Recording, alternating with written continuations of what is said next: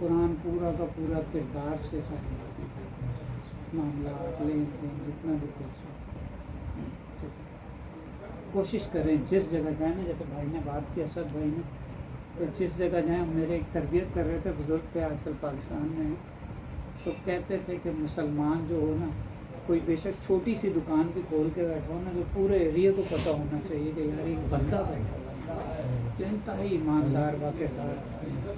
تو زندگی کے جس شعبے میں بھی جائیں وہاں کوشش کریں حیا رکھیں لوگ آپ کا، ہاں یہ مسلمان ہے۔ اور آپ یاد رکھو، آپ صلی اللہ علیہ وسلم نے فرمایا کہ اگر کسی نے کسی غیر مسلمان کو کلمہ پڑھایا ہے، مسلمان کیا، تو اس کے لیے دنیا میں جنت کی بشارت ہے۔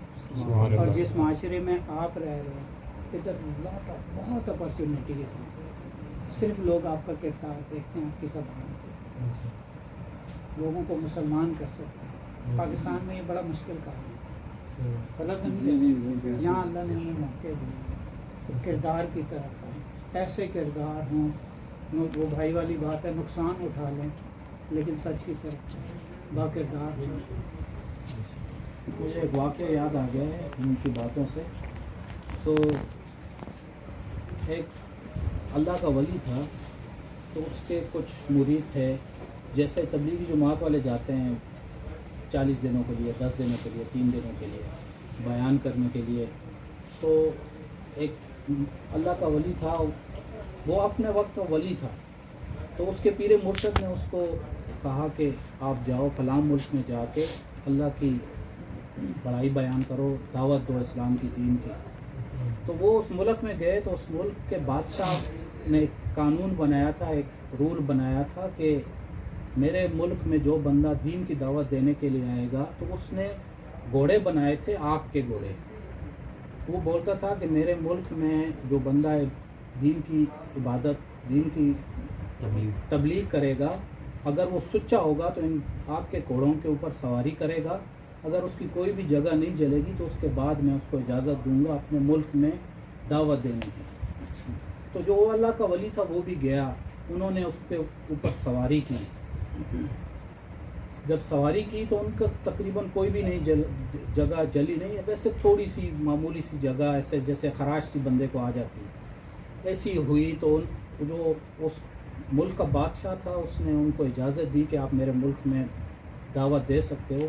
جب انہوں نے 4 مہینے 40 دن جو بھی دعوت دی، جب وہ جانے لگے تو جو وہ بادشاہ تھا وہ بھی اللہ کا ولی تھا اس وقت۔ انہوں نے کہا کہ آپ نے دعوت دی دی، آپ کو میں نے اجازت بھی دے دی، لیکن آپ اپنے جا کے آپ پیر و مرشد سے یا اپنے ماں باپ سے پوچھئے گا کہ آیا یہ آپ کا جو ایک جگہ تھوڑی سی خراش آئی ہے، جلی ہے، یہ کیوں جلی ہے؟ وہ جا کے اپنا پورا داستان، پورا قصہ اپنے پیر کو سنایا۔ انہوں نے کہا کہ میرے ذہن میں تو کوئی ایسی نہیں ہے، اللہ تعالیٰ کو ہی پتہ ہوگا کیا ہے۔ انہوں نے بولا کہ تم اپنے جا کے اپنے ماں باپ سے پوچھو کہ جب تم ماں کے پیٹ کے اندر تھے تو تمہارے ماں نے یا تمہارے باپ نے کوئی ایک حرام کا لقمہ کھایا ہے جس کی وجہ سے تمہاری یہ جگہ جلی ہے۔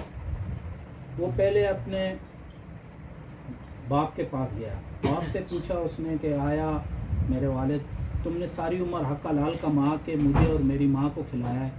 باپ نے سوچا پوری زندگی کا کہ ہاں میں نے حلال کمایا ہے اور حلال کما کے تجھے اور تیری ماں کو کھلایا ہے۔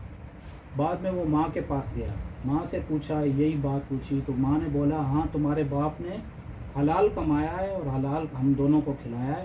ہاں ایک دفعہ ایسا ہوا کہ میں اور تمہارے والد گاؤں سے شہر جا رہے تھے، تو ہمارا گزر کھیتوں سے ہوا، تو کھیتوں میں جیسے ہمارے گاؤں میں ساگ اور وہ اگے ہوتے ہیں، اس کا ایک پتا توڑ کے میں نے کھایا تو اس زمین والے کی اجازت کے بغیر۔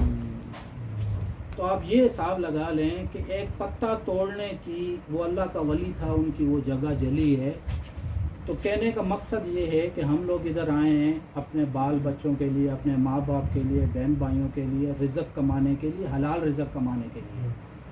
اگر سوچیں تو اگر ایک کمپنی ہم کو 8 گھنٹے کے پیسے دیتی ہے تو ہم کو چاہیے کہ ہم 8 گھنٹے ہی ان کی ڈیوٹی کریں۔ اگر ہم اس میں 8 گھنٹے میں آدھا گھنٹہ یا 1 گھنٹہ اپنے لیے کوئی پرسنل کام کرتے ہیں تو اس کا مطلب ہے وہ 1 گھنٹے کی، آدھا گھنٹے کی سیلری ہمارے لیے حرام ہے، ہمارے بچوں کے لیے وہ حرام ہے۔ تو اس لیے ہمیں چاہیے کہ ہم اپنے بچوں کے لیے وہی کمائیں اور وہی بھیجیں جو حق حلال کا ہو. مطلب یہ ایک اچھی میرے ذہن میں ایک بات آئی ہے تو میں نے کہا شیئر کروں آپ بھائیوں سے.